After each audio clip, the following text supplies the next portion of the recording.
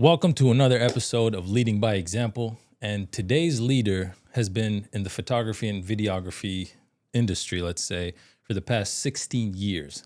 And I'm very excited for this conversation. And the way we even met each other was through him literally leading by example, where I saw his ad on Instagram promoting his podcast setup. And then I reached out to him to ask a bit more questions. We talked a little bit online.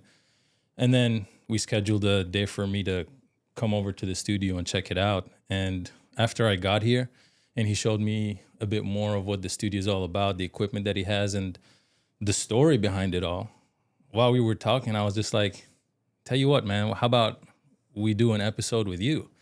And this is what got us to where we are today.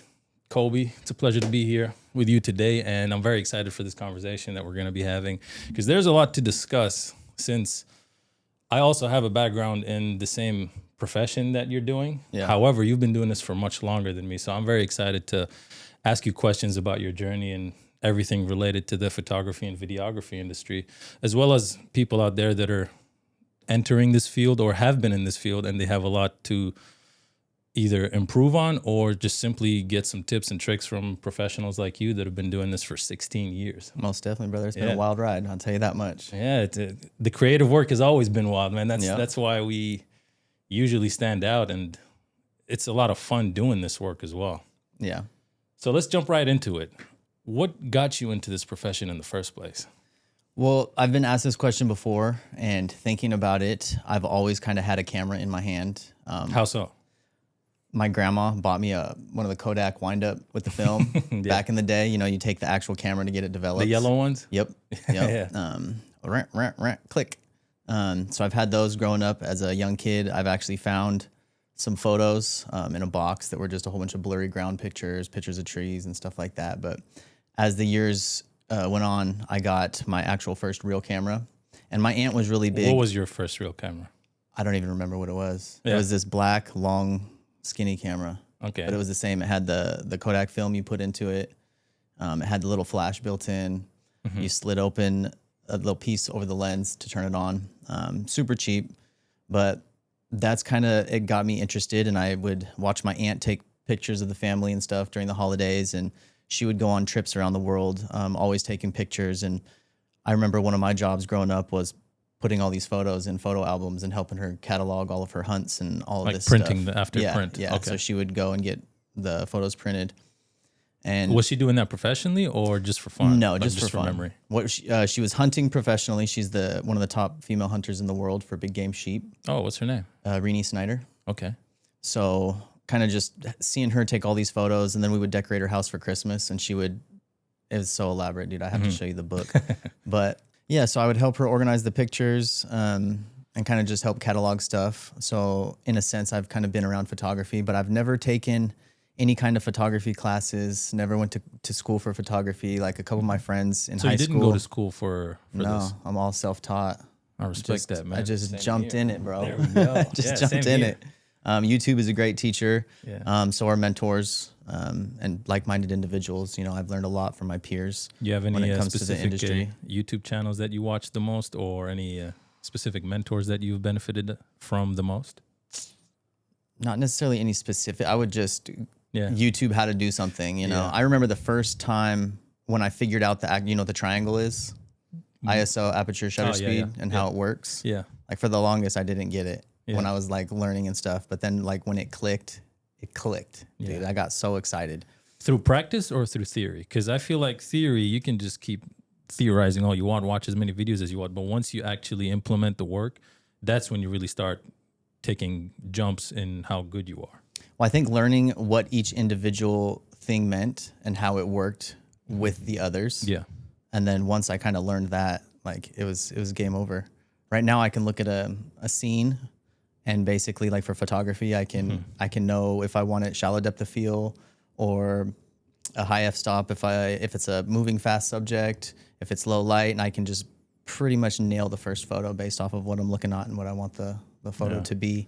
And that's something very important for the viewers and the clients as well, to not only respect, but understand the level of expertise that goes behind just clicking a button, because it's Yeah. not just about. I've seen a lot of people say, "Oh, that's a very powerful camera." I'm like, "All right, well, here's the camera. Let me see what you can do." It's not the camera; it's the person using the camera. Yeah. And what you just said basically covers a lot of what goes into getting that picture, because it's not a very simple process to get such a nice picture. There's a lot of details that people generally tend to take for granted. Well, like for instance, a good scenario would be like weddings. Mhm. Something that happens once, you don't get to redo, when they walk down the aisle. So if it's going from shade to direct sun, she's got her white dress, you need to know how to adjust your settings like super fast. Like On the I spot. never shot auto, so it's all just So manual. you do everything manual. Yeah. Nice. Yeah. Respect that. So what was your first client like? Do you remember who your first paid client was? Well, let's run it back. Uh-huh. I kind of went way far back to like the Your first aunt? camera, but Yeah. when I actually Let's got take into it step photography. by step. So you started off with your aunt, and then let's ask which high school you went to and what you studied in college. Did you go to college? I went to college to get my GE, thinking I was going to be a landscape architect, Okay. and that did not happen. Why? I'm not that good. I didn't really like the math that I had to Yeah. take and all that stuff. So I was a valet, parking cars. Okay. So after for Newman Enterprise, Where is that? Here in Sacramento? Sacramento. Yeah, I've done, dude. That in itself has taken me to places like I remember the first time I got to drive a Ferrari. Yeah. It was at this little house. Like you would think it would be at some fancy restaurant or something, but it was a little house, and the dude like threw me the keys. It was like slow motion. He's like, "Here, move this out of the driveway," and I'm just like, "Hell yeah!" And then I get in, and I'm like, "How do I start this thing?" And then I'm like, "Okay, well, this thing is like 2 inches off of the ground, and I'm in a driveway, and like I just started sweating bullets, thinking like I can't scrape the front of it, dude, coming out of the thing." So I did really good. Parked it behind this huge lifted truck. But yeah, valeting in itself is. How did that? You said it took you places. How did that happen? Well, like I got Just to meeting meet people, or- Arnold Schwarzenegger one time at nice. yeah, he was at this event. We were valeting, but just different places, different people, different restaurants, just hustling. I was an account manager downtown, so I got to manage like a team of 4 people. For what? Social media or? No, valet. Okay. So I was the account manager, so I would do the scheduling. I would, train them, teach them the ropes and how to set up the box and where to put the cones and just all that stuff. So what happened after being a valet? Um, What was the progression of you going from architecture all the way until having this entire huge setup and all this powerful equipment? So valeting was just an easy job. I had an in with a friend. That was just to kind of help get some money, pay the bills. But it was after my dad passed away in 2009. And after that, I was kind of just hermit crab, kind of depressed and stuff. And my buddy, How old were you? I was 21. Okay. I was 21 when my dad passed. My buddy was like, "Dude, you need to come with me to this party." And it was the EDM event. And I don't think I was into EDM at the time, What is EDM? electronic dance music. Okay. So that kind of opened the doors to this whole new world that I had never experienced. I've gone to maybe some concerts with the family, but I've never been to like a music festival.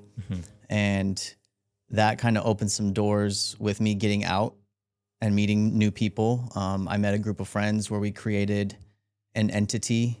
It was called TC, the crew. And in that crew, there's this other bar and grill on the Sacramento River where they used to throw events.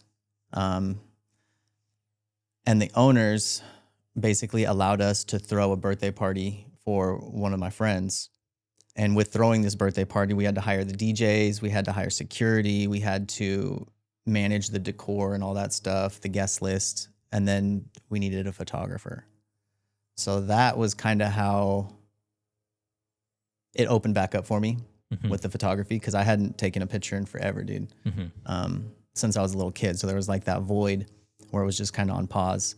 But we had we threw this birthday party, and it was the biggest turnout that they had ever had at this bar and grill. And so they were like, let's capitalize on these kids. Yeah. Do you want to throw a weekly event?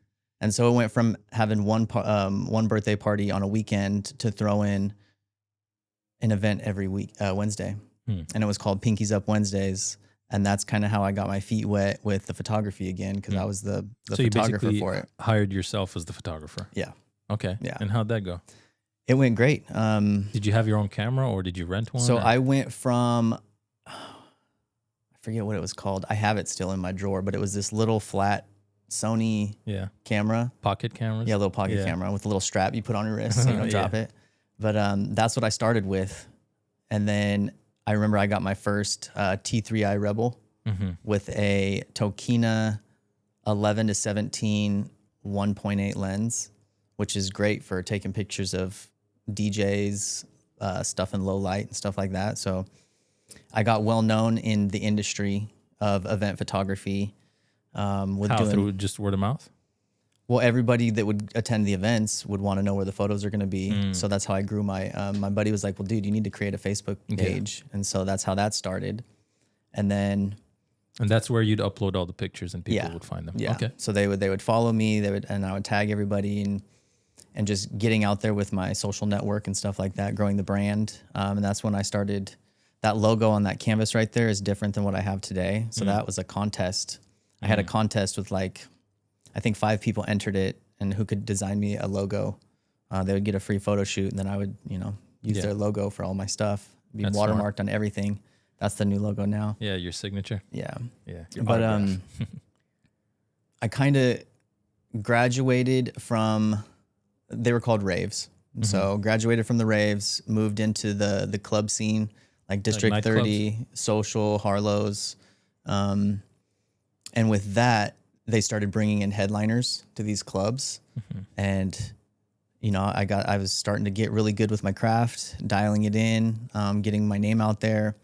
And I met this other guy who had a golden opportunity for me and one of my friends, Chris Vasquez. So he needed somebody to attend much bigger events, like 10,000 plus people, working with top headliners. Like I got to photograph the top DJ in the world in 2011. Who?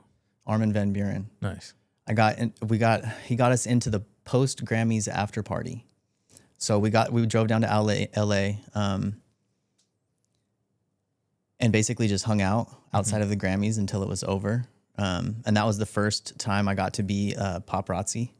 So we're sitting on this bench, and all of a sudden, like, people come out of the Grammys or whatever, and I think it was Steven Tyler, but everybody just like ran over there, and there's all these flashes and stuff. My buddy looks at me and he's like, "What are you waiting for, dude? Go!" And I'm like, "Oh yeah, okay, let me run over there," and I'm taking pictures. And then we went to the Sound nightclub in LA, and that's where I didn't get to meet him, but he was like this close to me, dude. I was literally right there taking pictures of Armin. Funny. Cedric Devay was also performing, and then Ron Jeremy. I don't know if you know who that is. No. Is he also a DJ? No, he's like a porn star. He's like the ugliest dude. Why would I know that? I don't know. Okay. But yeah, I was like, is that fucking Ron Jeremy? And so that experience in itself, like I killed that event, and then he just started putting me in all these other. Who, Ron? No. The guy that hired us. Ron was just like it's just funny. If you know who he is, cool. If not, it's besides the point. Yeah. But so my friend and me, he would write the articles for the music festivals, and I would take the photos. And the first time I ever went to like a massive, which was, I think it was like 15,000 people. I didn't know the etiquette for being on stage with these DJs and stuff. So what is that etiquette? The etiquette is you stay low, you go up, you take your pictures of the DJ, you take your pictures of the crowd, and you get off. What do you mean stay low? Like you have to physically you don't want to be like walk? standing up, like ninja walk. You don't want to be just walking normal. Yeah. But I ninja walk because I seen them. But then when I was up there, I think it was what the fuck was it? I need my list. And on this my this phone. was all in LA, right? This was, I think, San Bernardino. Okay. So yeah, SoCal.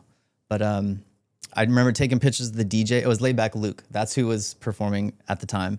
And then I took my audience shots, and then I pulled out my phone and took like a selfie. Yeah. Super quick. Like I wasn't nothing. I get off, and then there's some other photographers just like, "Bro, what are you doing?" what are you talking about? Like, this is my first time doing this. Dude. That's fucking Yeah. awesome. You guys get to do this all the time? Like, hell yeah, this is dope. But they frowned on that.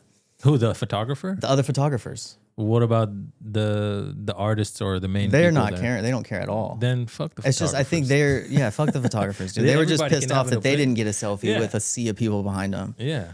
And Or then maybe they're just jealous, and that's very prevalent in a lot of industries. Like if you get something really cool that maybe they didn't do before, they're afraid of doing it because of other people frowning the same way they did at you, and they just project that onto you. yeah, And I've seen that a lot, even with me myself. I genuinely could not care less. I do what I want as long as I'm not disrespecting any of the main people. If anybody else gets their feelings hurt because I'm doing something different, you're entitled to your opinion. You can frown out it all you want. Yep. But we're doing the deeds. yep, yep. As long as we're not stepping on anyone's toes, I'll do whatever I want.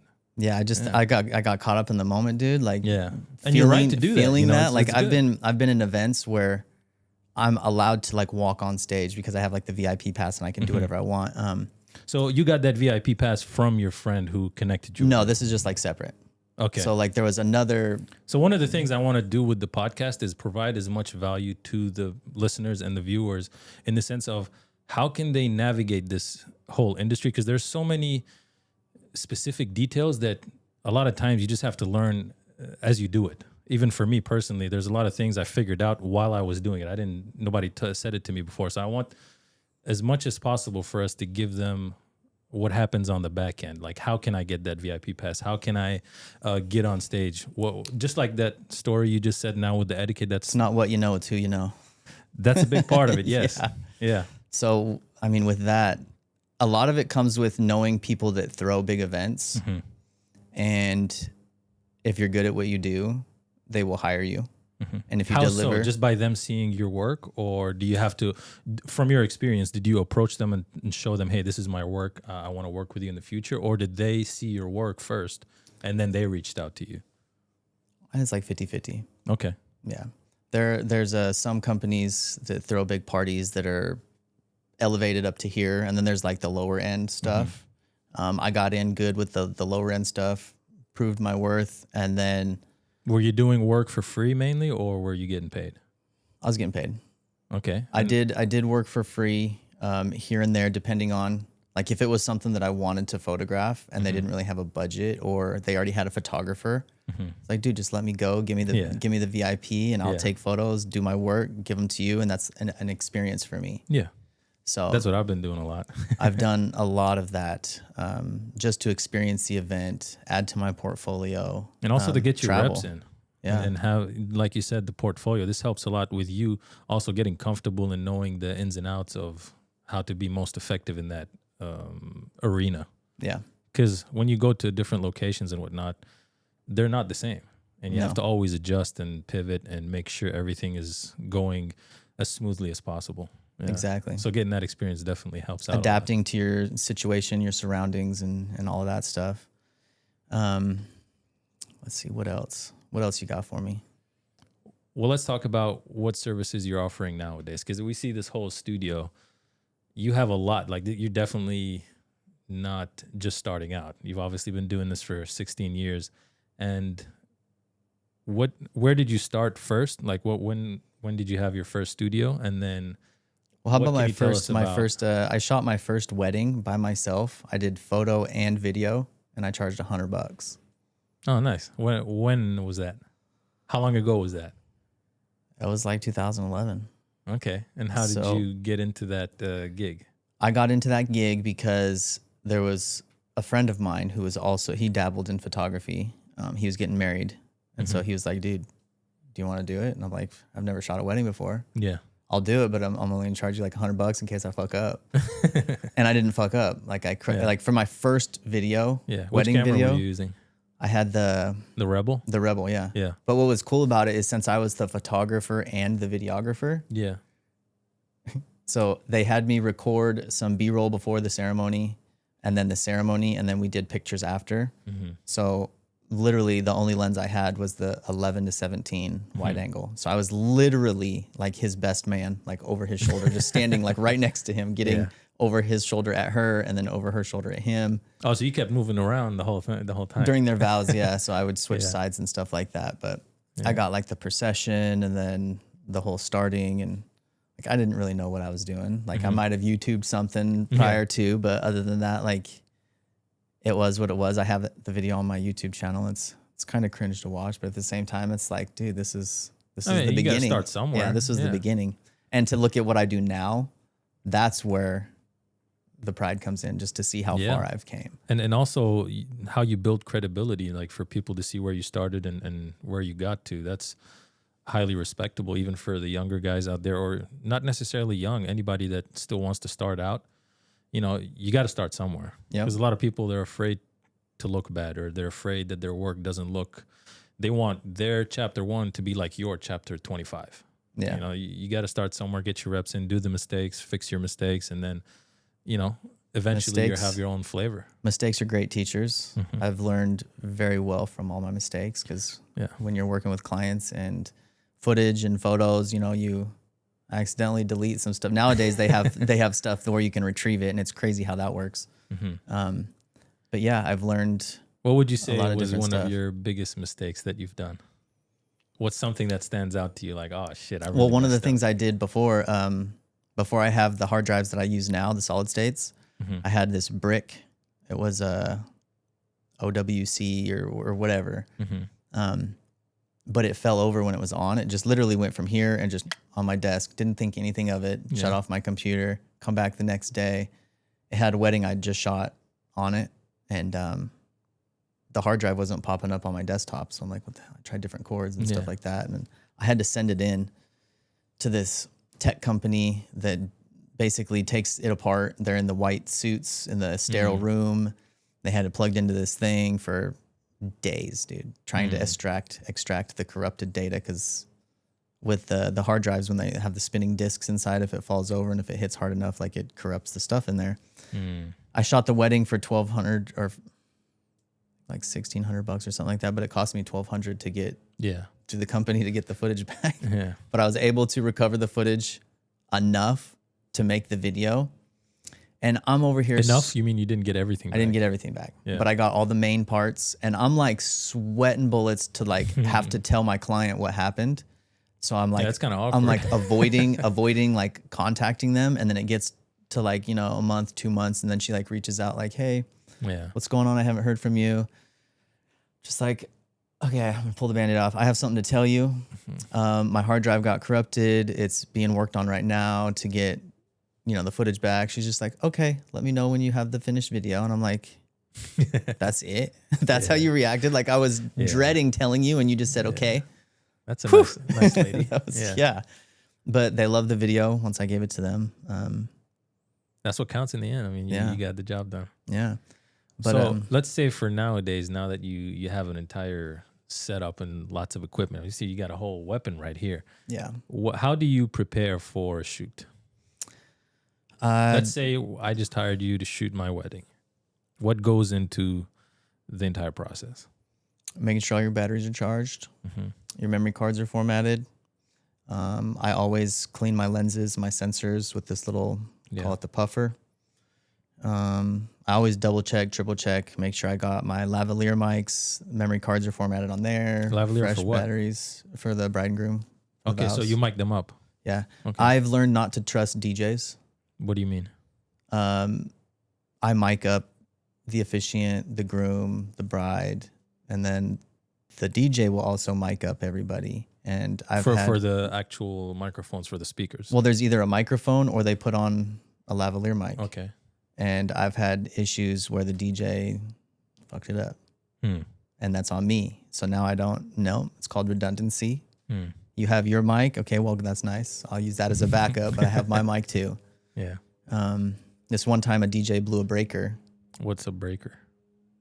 Like a panel where you plug everything in. He was running too much juice from his speakers and all this stuff, and it just all the power went out. Oh yeah, during the ceremony. Yeah. And so good thing I had my backup. Yeah. You know, I got all my audio, my camera's working, the audio's working. Like we were good. He was freaking out, but I was good.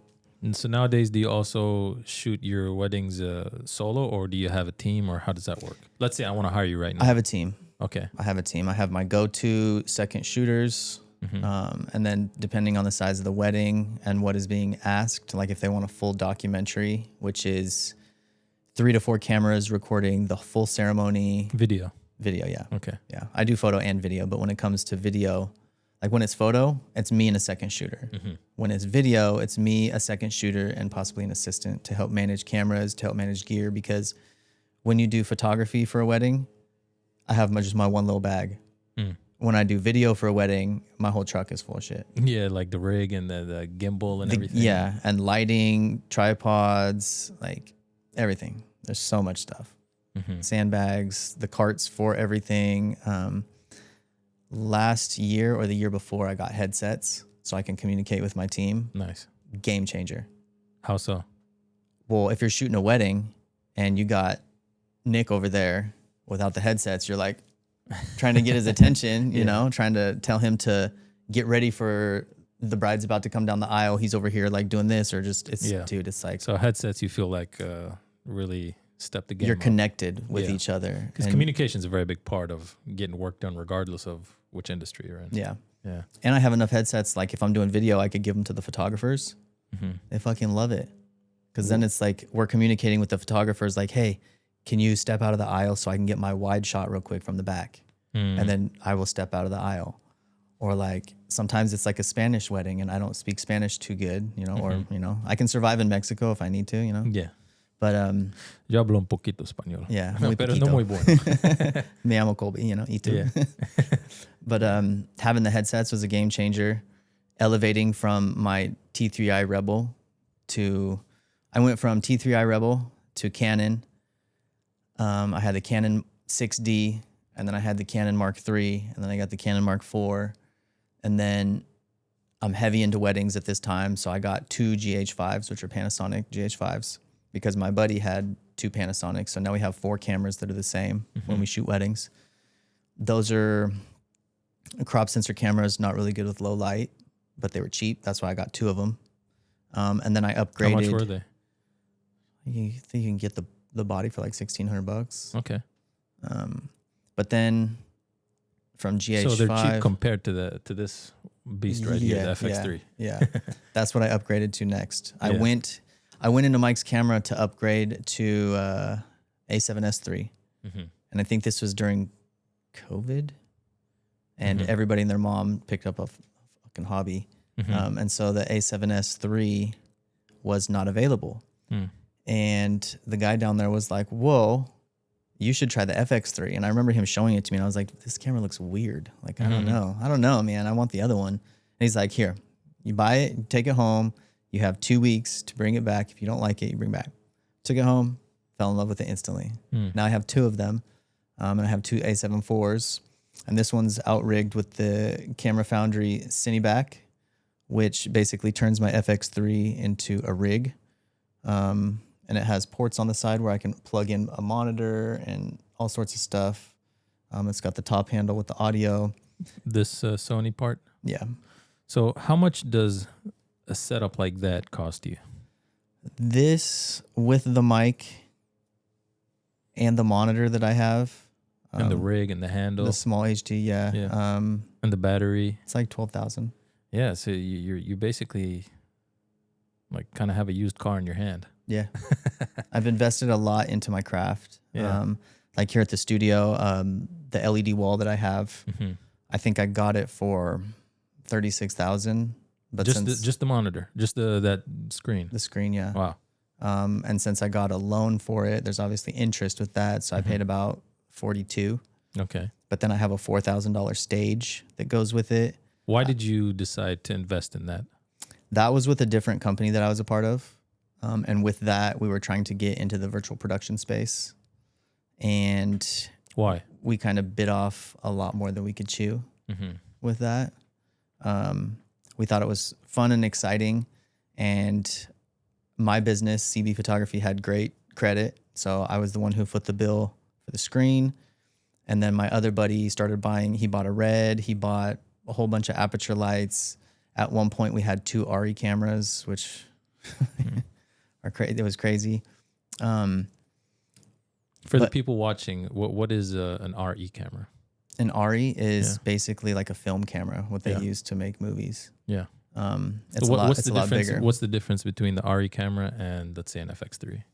It's the look that it gives, the different glass that you can put on it. Its capabilities with dynamic range is insane. This is like the next best thing because you can shoot a Netflix movie on an FX3. It meets the criteria. But I think the RE camera was like 80 grand or something. We got it just for the body? Yeah. Wow. Well, I think we got the camera and some lenses, Okay. but they're insanely expensive. And So the for next best nowadays, thing is the Red, and then I like this because the file size is more manageable. There's a lot of different things you have to do with the Red camera. in terms of setup and Setup, when you settings turn and it all on, that. you have to do certain things, and it's just not my thing. This is like a run and gun for sure. Like you don't want to shoot that's what I also weddings on a Red just because solely the file size, like it's crazy. So for nowadays, what do you prepare before you go to a shoot? What equipment do you take with you? It depends on the shoot. It depends on if I'm doing photo or video. If there's a shot list that's needed. So I do a lot of corporate stuff. I do a lot of branding for businesses. Branding is in like you do the graphic design and all that? No, like content, branding Okay. content. Okay. So like Let's say a company is watching this right now. What can you offer them? I can offer you high-end photography and videography when it comes to elevating your brand with that kind of content. If you need like a video that says who you are, what you do, why you do what you do, I call that a video business card. Okay. And then testimonial videos, FAQ videos. I've gotten a lot of case studies for other people, and I've just recently started acquiring case studies for myself. What do you mean when you say a case study? Basically, Before and after? yeah. Okay. Yeah. So there's this one company, Genesis Window Tinting. They I met recently me. saw it on your Instagram. They had a lot of good things to say about it. Yeah. They invested in me and the project at hand at the time. And that project, like you saw in the video, return on investment tenfold based off of the quality and all the stuff that I brought to the table with the creativity and the type of shots and hitting the mark exactly with what they needed. But just being able to do that for brands. I also like offer podcasts for brands if you want to be the industry leader, and talk about what you know, set yourself apart because not everybody's on a podcast. I mean, that's pretty much how I found you. Yeah. Yeah, I saw your advertisement, and then I was like, all right, this guy looks like he knows what he's talking about. That was the first ad that I've ever ran. Yeah, like that. It gets you results. Yeah. Yeah, I mean, I'm here. Yep, that's right. Yeah, the ad worked. And big thanks to Master Filmmaker. I'm a part of that. Yeah. The coaching and stuff like that. I got into that with that course like many years ago before I invested into much higher end equipment. But I remember I was studying all the content through his courses. Yeah. And it definitely does teach you a lot. So yeah. I would support you with that shout out. Yeah, dude. Yeah. It's helped me a lot because when I first started my business, like getting into the event photography and all that stuff, like I say it was the wild, wild west days. Like I just had 2 pistols, just yeah, no structure, no organization. structure. Now I'm a fucking sniper, bro. Like I got my fucking shit locked on, and I'm just executing and just well-oiled machine. I got a solid team. And workflow helps a lot. Yeah, because when I started, I was just gathering as much content, and then when I go back to the computer, I'm like, oh man, this is a lot. You have to organize everything. But once you get into a workflow and okay, after I shoot, I do this. And after I do this, I organize the folders here and then boom, boom, boom. Then you can flow without, feeling like you're overwhelmed. Organization is very important when it comes to what we do. Yeah. Like especially with storage too. It's crazy. Like I have literally probably like 50 terabytes of hard drives. Yeah. I have a Synology and just so many like 4 terabyte, 2 terabyte, 1 terabyte SSDs. But I think a game changer for me on top of organization is finally letting go and delegating some of the parts of my business. And the main thing was editing. Yeah. I used to love editing, but I used to hate editing. So it's like, What do you mean? when you first start a project, picking the song, Yeah. going through the music, like sometimes if you find a good song and it just hits, you're like, this is the song. Yeah. Gravy, baby. But sometimes it takes you like 2 hours and you're just going through songs and you're like, I haven't even found a song yet. Like, oh my gosh. Yeah. I'll come back to this tomorrow. Yeah. And then like for me, backing up the footage, starting the project, the first thing I did was pick the song because that kind of set the stage. Yeah. You can the adjust flow. the clips according to the beats of the song. Yes. Yeah. Yes. And that definitely helps speed up the whole process by a lot. And then it like excites you. Yeah. But then like, okay, now I got the song. What's the first clip I'm going to use? What is the first thing that people are going to see? And then I would try different clips and all this stuff. And I'm a pretty decent editor. But delegating that type of artwork, you know, you feel like you're giving away part of yourself because when you shoot, you have a certain style or a certain flavor that you're trying to deliver. So when you pass it on to, because I'm on the same boat. I like to control as many details as possible so that the end result is a reflection of how I see the whole thing. Yeah. And so I resonate with what you're saying in terms of the struggle of delegating. But at a certain point, if you want to scale up, you have to delegate because there's only so much that a single person can do, regardless of how competent you are. Well, especially if you have a family. Yeah. Like the first time I delegated editing was with real estate photography. And so with that industry, the realtors want it shot yesterday. So they're always asking you like literally right after the shoot, okay, when can I have these photos? Yeah. And then they want it super cheap and they want it done super good. That's why I kind of pulled out of that industry. But so you'd say overall you haven't had a good experience in the real estate? No, I've had a great experience. I've made so much money with real estate. Okay. There is a lot of good realtors out there and people that aren't penny pinchers, but like there's just the ones that have put a bad taste in my mouth. But then like it's quality of life too. Yeah, I think you'd find that in every industry though. Oh, even you like do. I'm a lot into the cars and bikes industry now, and there definitely are penny pinchers, and then there's other people that value the work that you do. Yeah. I feel like a big part of our positioning would be in finding those high quality clients, and you know, over delivering on what we promise. Yeah. Yeah, that's at least how I like to go about it, because I don't want to compromise on quality just because this guy is cheap or whatever the case may be. So Yeah. sometimes for me, I'd either do it for free just for myself and you get what I give you, and you know, it is what it is. Other times, if I'm going to work with somebody that's investing, then it's very important for you to make sure that this is a person you want to be engaging with. Yeah. Well, also taking that leap, like I was a control freak for sure when it comes to the quality and all of that stuff. But it's funny when you take that leap. And what leap of delegating? Of delegating, like an editor for real estate photography, specifically for this example. Like I would go do a shoot, do 2 shoots, do 3 shoots in one day. Literally had to go straight home or to my studio, organize the footage, back it up, and then just start editing into the night, dude. It was so many long nights of editing and just getting everything ready because it's usually 24-hour turnaround time with the real estate stuff. Finally taking that leap, and all of a sudden we reach out to this company, and now the photos are fucking way better than I could do. Like now we're doing bracketing instead of shooting with off-camera flashes in all the rooms and all that, because that's how my buddy taught me. I started learning how to do bracketing, which is taking 5 photos and putting them together. Yeah, different exposure levels. Yeah. I've been seeing videos of that on Instagram. Dude, and you can set your camera up to where it does 2 stops each photo, and you literally you learn the settings. Yeah. So my settings for real estate photography is f10, ISO 320, and then you change your shutter speed depending on if you're outdoor. If you're outdoor, it's usually 100 or 125, and if you're indoor, it's usually like 30 to 50. Every time it would take 5 photos, and then I would upload automatically. Automatically. How do you do that on the camera? Is that specific to a brand like Sony? You do something specific? There's a setting. It's called bracketed shooting. So you would set that up, and that setting is on the camera itself. Yeah. Okay. Cool. Yeah. So it would you'd get to choose what how many stops that you wanted each photo to be. You could do a bracket of 3 photos. You could do a bracket of 5 photos, but taking these bracketed photos, sending them to this editor who is in India. So like I shoot during the day, Yeah.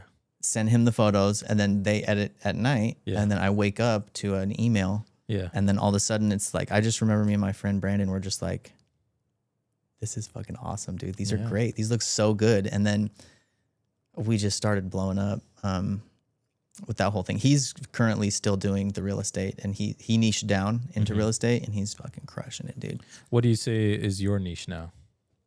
I would say my niche now, or what do you prefer? what I want is, so I do high-end photography and videography, and I want retainer clients. I want somebody that I can build a relationship with, help elevate their brand, help them in any way that they need it to shine as their industry leader. When it comes to, I also worked for this website developer, and he would, let's say for a dental office, they have super old headshots and no facility photos, and their video that they have on the website is 20 years old. He would redesign their website. He would send me in, get updated headshots, updated facility photos. I would do a facility tour video. I would get talking head videos of the doctors with B-roll, and then testimonials. And that in itself, like I've traveled to LA, I've traveled to Reno, to do that specific that job specific you thing said. for dental offices. Nice. Yeah, working with this guy. And the web designer, he basically does their website, and then he subcontracts you to get all the other stuff done. That's pretty good. So I would provide all this really nice content, and it would make him look good. Yeah. You know, because now their website is just looking. That's pretty much the same thing Super sweet. I've been doing, but I usually do the website and the photography and videography. But now I'm reaching a point where, okay, I need to start delegating so that I can grow even more. Yeah. Which is why I'm happy that we found each other, because there's definitely a lot of work we can do together. Yeah, and at that point, once you delegate, you just do the like the crowd control. What is that? What do you mean? So the quality control. Yeah. So like you have your own style. You would teach me how you wanted things, how your clients want things. And I'm the kind of person that can adapt to this, to that. Like, as long as you also, the client knows what they want. Like part of the reason why I wanted to do everything myself at first is so that I can set the standard, and whoever I work with in the future, I tell them, okay, this is what I've done. Either do the same or better. Nothing worse. If it's worse, we're not doing this. You know, so that's why, from my part, I always wanted to do a lot of the work myself to really set a standard, and then we build on top of that. And also it's a way of me explaining what I already am doing. yeah. Yeah. So since you've been doing a lot of different types of content, how do you feel clients changed over the years? Do you feel like there's been a lot of changes in the industry, or how you're perceived as a producer, or the way clients interact with you? I have some people that stopped hitting me up because I got too expensive. How so? My prices. Yeah.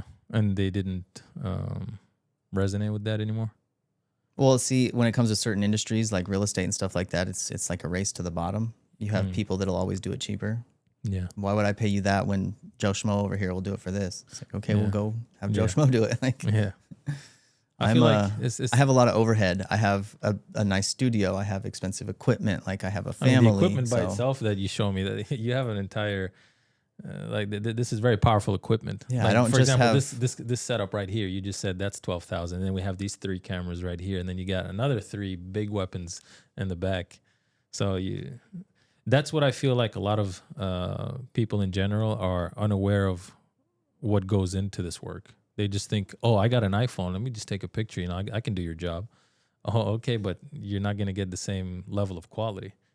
So That's true. that's part of why I highly respect what goes into building what you've built, and why, you know, having conversations with people like you is very valuable, for not just for other people like us who are in the industry and doing the work, but also for clients to get a bigger picture of what goes into making such videos or 1 minute clips. There's a lot of work that goes into making that 1 minute.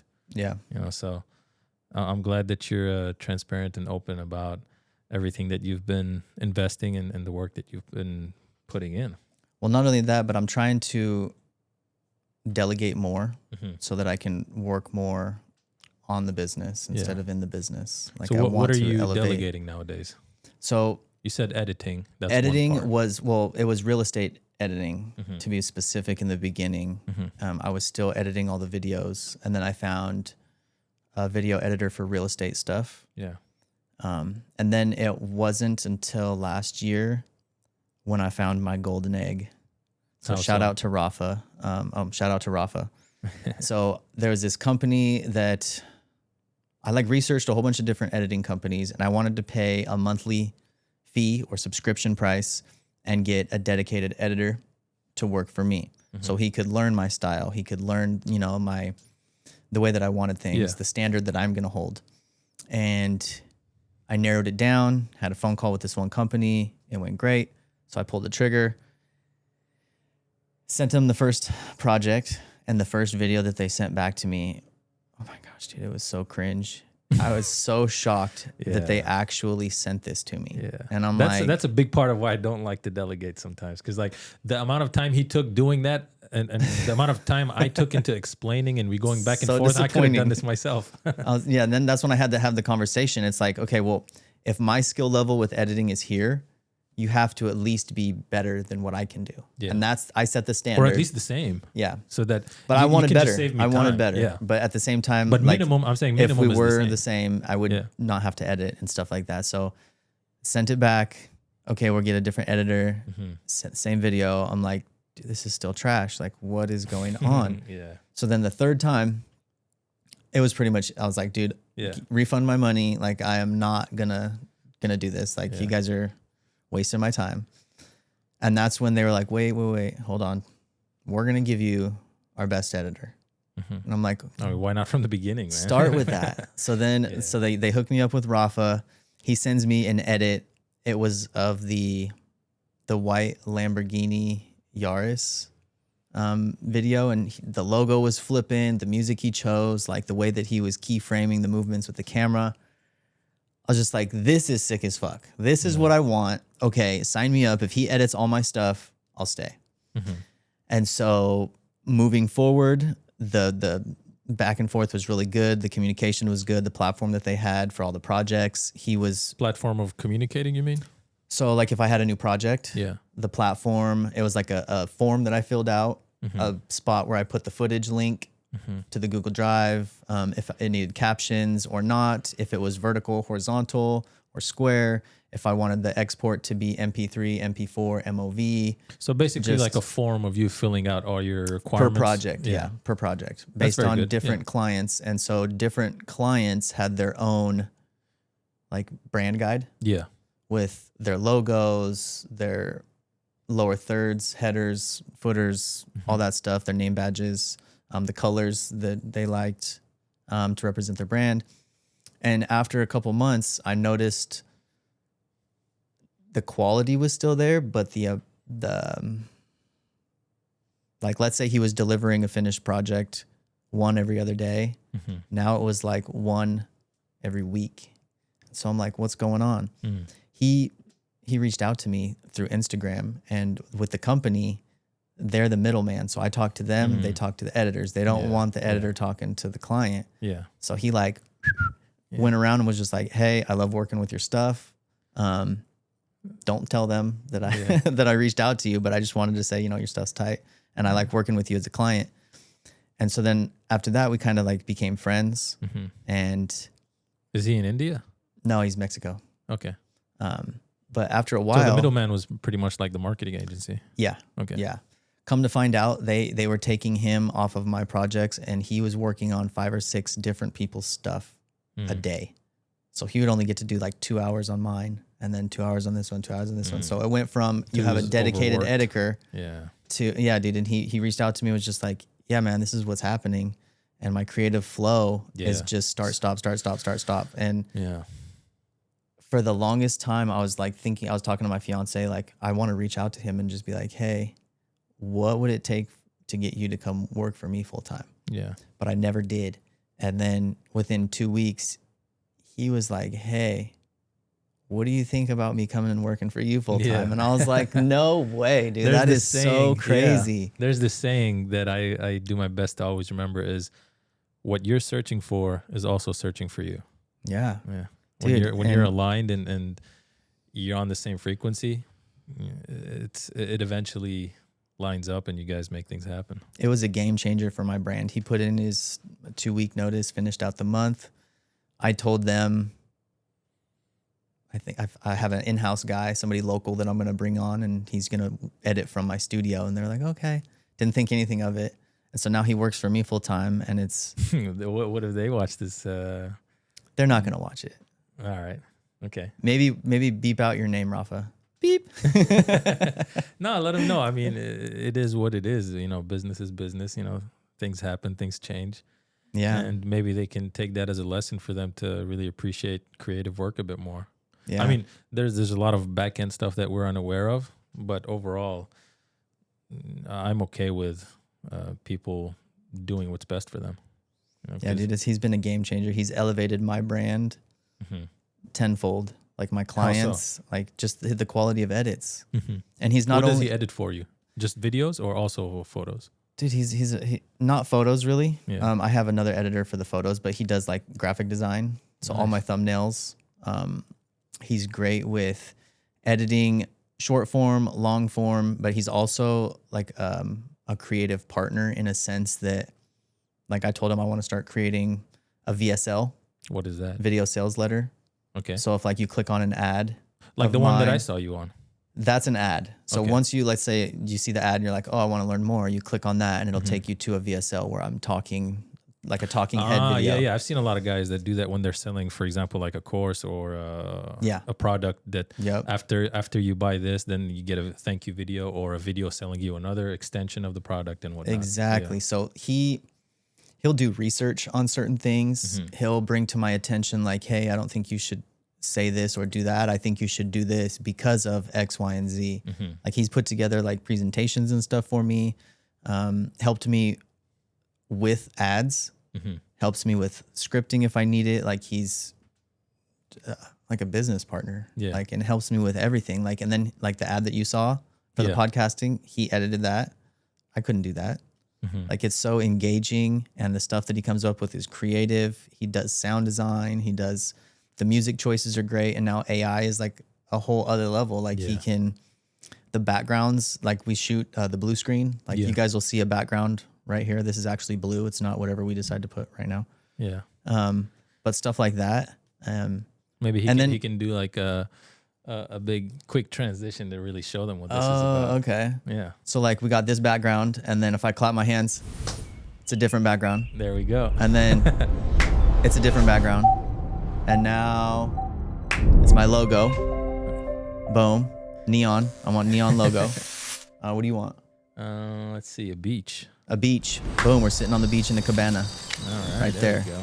Rafa's flexing his editing dude, skills seriously, right now. dude. He is such a, he's a cool dude, a humble dude. Like I respect him so much. Did you bring him out here to Sacramento, or is he still in Mexico? He's still in Mexico, but I want to go visit him. I'm gonna come visit you soon, dude. Me and my fiance are gonna take a trip to Mexico and come and see you. Well, maybe we develop the business even more, and then can have an even bigger studio and bring him here.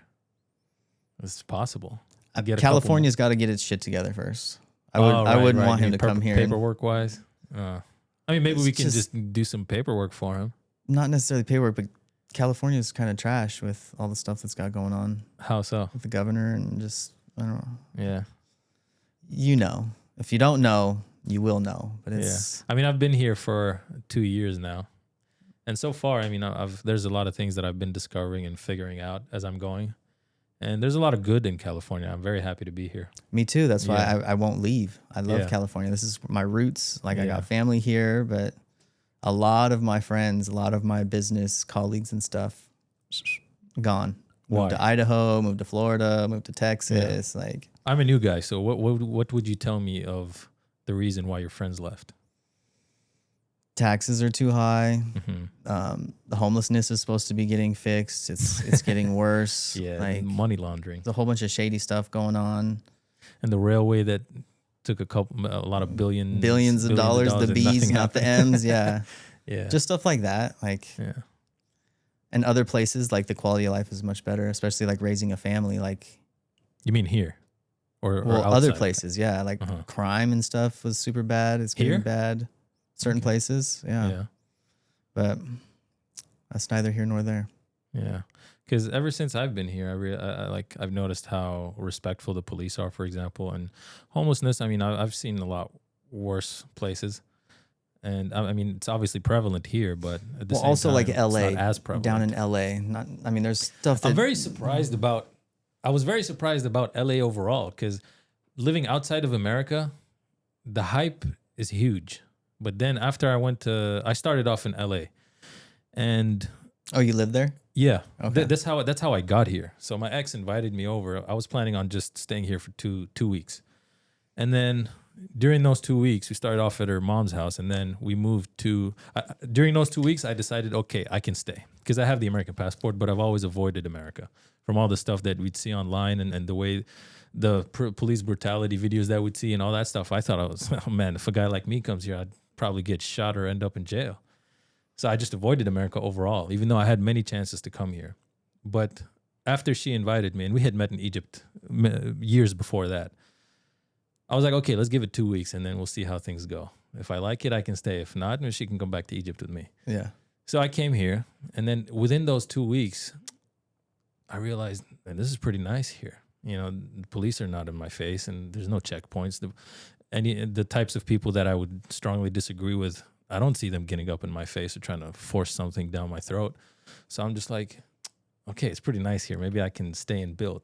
And then I stayed for a while. We went to Costa Rica for a little bit and then came back. And then we went to LA. And thankfully, I mean, we had a pretty interesting start. And then I found this place in Beverly Hills that we rented out for a couple months. And Nice. then shit hit the fan pretty quick with me getting on Piers Morgan and whatnot. And then I think I saw a clip of you on the yeah. show. Yeah, my life's pretty intense. How'd you get that opportunity? That's a long backstory to it, but overall, like after the events that happened in Palestine, and I made a few short clips talking about the backstory of it and just saying how the government's basically playing us and how there's a lot of psyops involved in this stuff. And I wasn't really thinking much of it because I have a whole research page where I share a lot of research. And my accounts have been heavily censored either way. So I was just sharing it for the sake of doing my part. Yeah. And then I went to this, the Holocaust Museum, and I saw the whole setup and everything. I was like, why don't we start making the exact same principle, but for Palestine? I mean, they're always telling us about their history, and they're very good at it. They're very good at branding their history. So I was like, yeah, we could do the same. I mean, we're going through the same shit. So why don't we brand our stuff and make our own museums? And then while I was walking through the streets of LA, I'd always see these posters. And when I read what's written on it, I was like, yeah, this is straight up propaganda, and it's making people like me appear like terrorists. I'm like, I'm not a terrorist. I'm not out here terrorizing anybody just because I have a certain perspective or because I'm calling you out on your bullshit that you're trying to convince other more naive or gullible or uninformed or ignorant people, and then they're going to believe you. Yeah. They're not necessarily bad. Let's say you've never been to Palestine or the Middle East, and all you know is what you've seen either on that poster or on TV. So you've been subconsciously programmed as soon as you interact with a person like me, you have this image of, oh, this guy might kill me or this guy might do something or these are savages or whatever. So I was doing my part of just removing the poster from the street. And then this random guy pulled out his phone one night. And because I didn't have a car back then, so I'd either walk or scooter my way to all the places that I'd go to, or Uber if necessary. Mm-hmm. So while I was walking to the grocery store, I see this pole, and then I was pulling off the propaganda from the pole. And then this random guy and his wife or girlfriend pull up next to me. He's like, hey, why are you doing that? And I have the video of that. And then I answered back, and he was like, why are you removing those posters? I was like, aren't these terrorists? I was like, who's the terrorist, et cetera. We can include this clip into the video. And then that went viral. And before it goes viral, I literally went to my ex at the time, and I told her, hey, by the way, this guy pulled out his phone when I was walking, and I think if shit hits the fan tomorrow morning, just expect it. Oh, shit. And then I wake up the next day, shit ton of notifications, and I realized like, oh, okay, it happened. He shared it with Stop Anti-Semitism, that page, and then they shared it on multiple other platforms and got millions of views very quickly, and everybody was like attacking me and whatnot. And I leaned into it. I was like, yeah, this is me. And you can check out my page. Here's a lot of more information that you can subscribe, find. Follow me on Instagram. That's literally what I was doing, because they thought that them attacking me is going to scare me or shut me up or try to like corner me into a position where, oh, no, I'm sorry. I didn't. No, I 100% meant it, and I'd do it again and I'd multiply it. So I was like, this is my page. This is me. And then they were like, oh, he's even proud of it. I was like, you're damn right I am. And here's my page. You can find out more information about why I did what I did and why I do it again. And then the book, what would I say his name is? The producer of Piers Morgan Uncensored show, he saw the virality and he saw me replying, and then he reached out to me on everywhere, like WhatsApp, email, Instagram, X, everywhere. He's like, make sure you saw it. Yeah, he's like, we need this guy. And then I responded to him. At first, there was also a very interesting message that I got, because I was getting all types of threats, all types of messages. Just from random people? Yeah, everybody hating. And some people obviously showing respect about, yeah, we support you and whatnot. But the majority of it was hate, because they have a lot of people that, some of them are literally paid to try to shut you down. And then one message I noticed from all those messages was telling me, by the way, someone's going to contact you and you're going to be on Fox News soon. And I ignored it because I'm getting all kinds of messages. I was like, yeah, whatever. Mm-hmm. And I'm the type of person, I also toy with a lot of these messages. I don't take anything seriously, like in terms of the attacks, because I do my best never to live in fear. And if something's going to happen, so be it. I'm standing on business, as they say. And when I saw that message, I was like, okay. I took a mental note, but I moved on. I see it. The next day, we'll see if it happens. Yeah, the next day, I get that message from his producer, and then I'm like, okay. We get on the phone. He asks me questions and just prepares me for the interview and what kind of answers where my mind's at, basically. And then he was like, all right, let's do it. I was like, okay. We scheduled it 2 days after, and I get there. We do the interview, and I was also recording. So, and his platform's name is Piers Morgan Uncensored. However, I recorded just for the sake of my own proof in case anything happens. Yeah. And also, I usually like to record when I'm in specific situations just to analyze myself and see how I performed, what I could do better and whatnot. It's just like the cameras that we have, you can analyze yourself to improve. And I have an athletic background, so you study film and you see how you could have moved better and whatnot, or how you can speak better and all that, body language. And then we do the interview, and I do take responsibility for, the way I got into it. I started off doing different accents, and then because before I get on, his producer called me like 3 different times. He kind of wound me up in the sense that he's like, yeah, bring the fire, and our branding is like the way we like the show to go is everything spicy and hot. Interrupt him, even if he interrupts you, answer back. Like, he was hyping me up to go into a fight, not to have a gentleman's conversation. Because my intention going there, first thing I was going to do is thank you for having me to explain myself to the millions of people that are misunderstanding me. This is on his show, or did you like zoom in from your computer? No, I was voice recording. Okay. Yeah, and he had the cameras and everything. And I had this laptop right in front of me with all the notes that I wrote before going, because I prepared like some talking points that I wanted to address. And that's what I led with. I was like, first of all, thank you for having me. I appreciate the fact that you actually are uncensored, which in retrospect is very ironic now because he did censor me. And that's why I know for a fact that I got this guy by the balls, and it's just a matter of time before, things are going to be even clearer.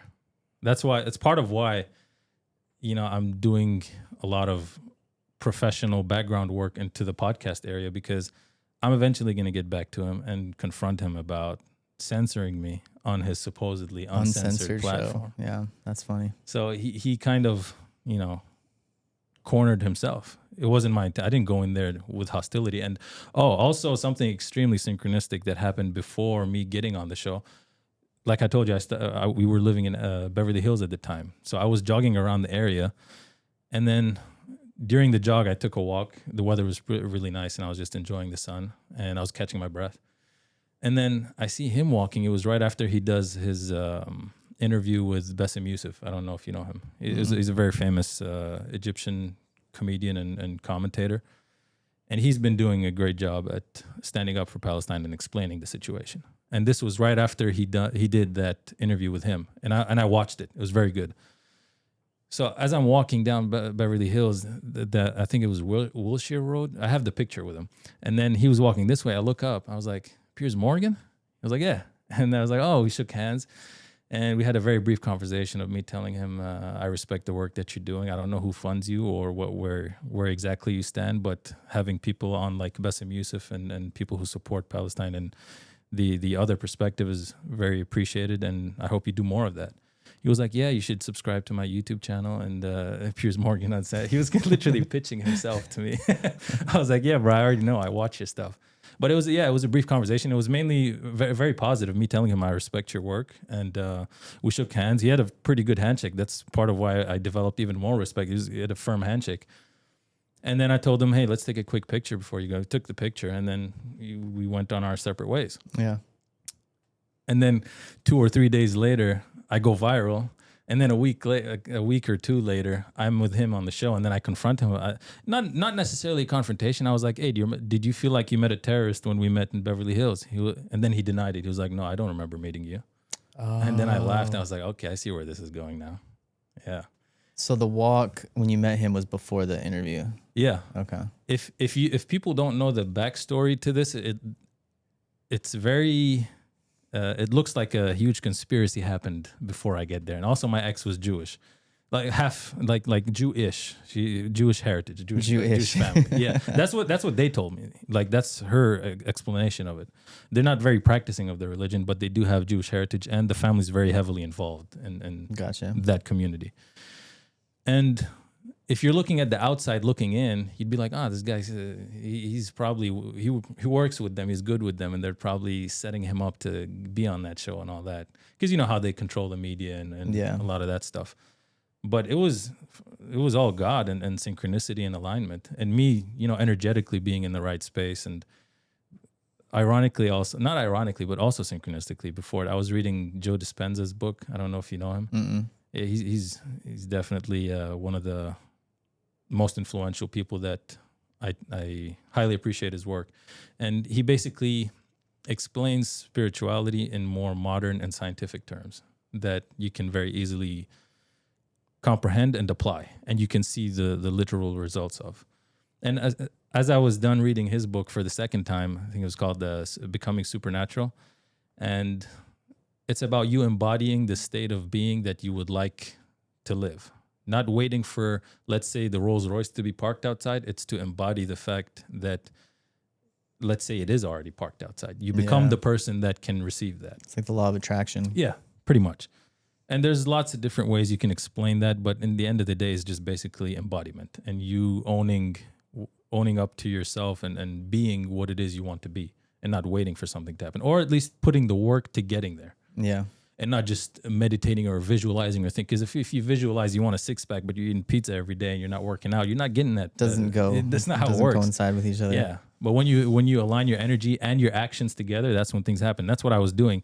I'd also decided to quit the job that I was doing at the time, I was canvassing because I was still new in America. I had absolutely zero connections. I was starting from scratch. I came here with $300 in my pocket. And my ex, she was the one driving me around and helping. I didn't even have a driver's license.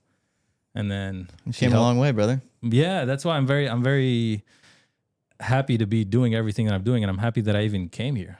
Because I could have come to America for university, for example, or for I have a relative in Arizona that was always very welcoming of me, and I had many chances to come here, but I was the one who'd always say no. I went to Europe, I went to Africa, Middle East.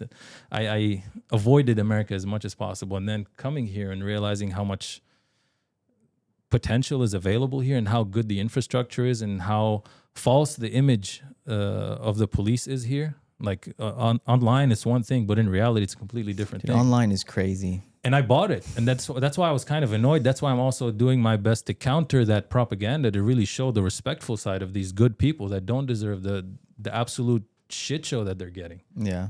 Because I've seen real corruption and real brutality, and the things that I see here in America, I'm like, man, how on earth are you complaining about this cute stuff? And most of the time, they're the ones getting abused by the people on the street, pulling out their phone in their face and telling them all kinds of bullshit and making their job 10 times harder than it needs to be. And the police officers usually very respectful, still being professional and all that. So I was just like, it took me a while because in the beginning I was very cautious, but none of them came up to me. Nobody harassed me. Nobody tried to push my buttons or like, flex their ego in any type of way. Yeah. And I got pulled over so many times. Even my ex got pulled over once in the beginning. It was the first time I ever experienced a pullover here in America. And he was very polite, very respectful. He didn't even give her a ticket.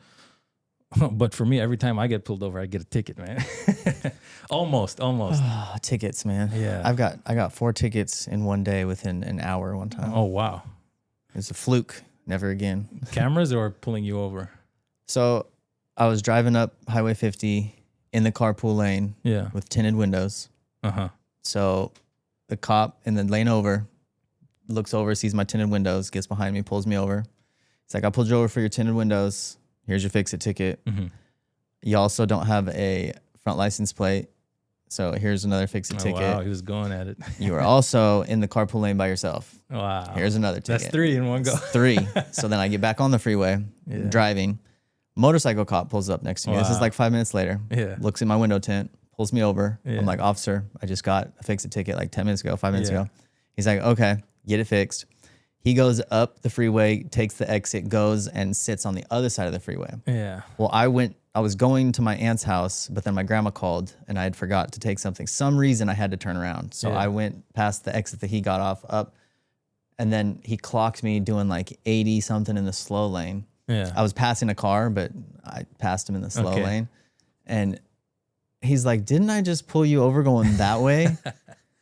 He's like, here's your ticket, boy. Slow it down. So that's, I got fucking 4 tickets within 20 minutes. Yeah, but the overall experience, they're still very respectful about it. Even for me, most of the time, I'm in the wrong. So, I can try to wiggle myself out of be like, hey, man, and I did try a couple times. Most times it doesn't work. But what I appreciate is the level of professionalism that they have and how respectful they are. They have to put up with a lot, too. Yeah. And that's something that you just don't see, or at least for me in Dubai or Qatar or Germany or wherever I was, we see a quick clip and we're like, fuck America, bro. What the fuck is this shit? Yeah, it's crazy over there. It's the Wild Wild West over there. I'm not going to America. How we see it. Yeah. That's why when I started to live here more and have more personal experience and also see how people interact with the officers, I'm like, okay, there's obviously a very big misperception happening.